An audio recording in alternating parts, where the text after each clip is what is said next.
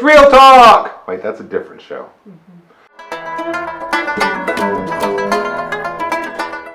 Rachel, I just woke up from taking a nap. So when I woke up, I thought, is Anthony Joshua the third best heavyweight in the world? You know, like, I watched his fight. I didn't get to see it when it happened live, but I came home from my retreat, and I watched him win a good fight against a good fighter. He's being out boxed early by Povetkin in the fight. Weathered the storm, finished him off, took over round 6, and then knocked him out, stopped him in round 7. But then I was like, I don't know, if Povetkin can outbox him 6 rounds, don't you think Tyson Fury can outbox him 12? Tyson Fury? Yeah. Oh, yeah. And then I was like, he was also visibly shaken by some of Povetkin's punches. And Povetkin is a good puncher. Yeah. But I was like, Deontay Wilder makes Povetkin's punches, which are hard by any other measure, but compared to Wilder's, it's more like a kitten playing with like a ball. You know what I mean? Like it's just not the same thing. So then I was like, what's going to happen when Deontay Wilder hits Anthony Joshua? So I don't know. Give me your thoughts. How do you rank the 3, or at least tell me, is AJ the clear number 1? No, I want you to rank the 3. Rank the 3, Rachel. Go. She loves ranking things. Tyson Fury has a lot to prove. So we're all hopeful that he's going to be the same fighter he was, but he still has a lot to prove. You're talking about when he beat Vladimir Klitschko? Like, you think that then, yeah, you would consider... He's had a long layoff, and he's fought a couple guys, and the last time we saw him fight, he looked like a lot better than what he did in that first fight. Against, yeah. So I give him that, but, like, we're talking against, like, you know, top-level competition, which hasn't been his fights thus far. Right. So I need to see more. Clearly, 3rd. If I'm ranking just all right, 3. so then we're already getting to number 2. So then you have Wilder and Joshua. No.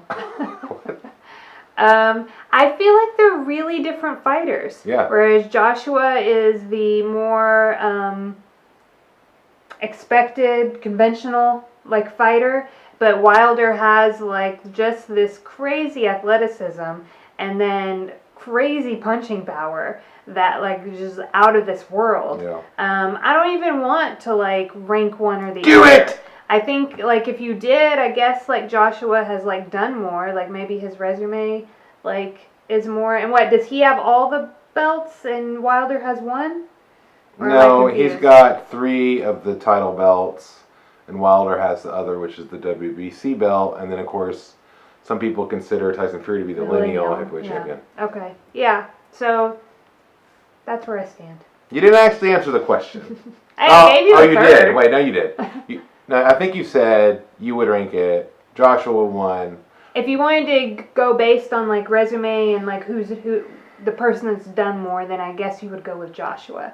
But if you're just taking both fighters by themselves and what they bring to the table, they're really different. And on any given day, one could like beat the other. You know what I mean? Yeah. So clearly Joshua's skill could win the day. In a fight, he could knock out Wilder. We saw Wilder get almost knocked out by Luis Ortiz. Yeah, the Cuban guy.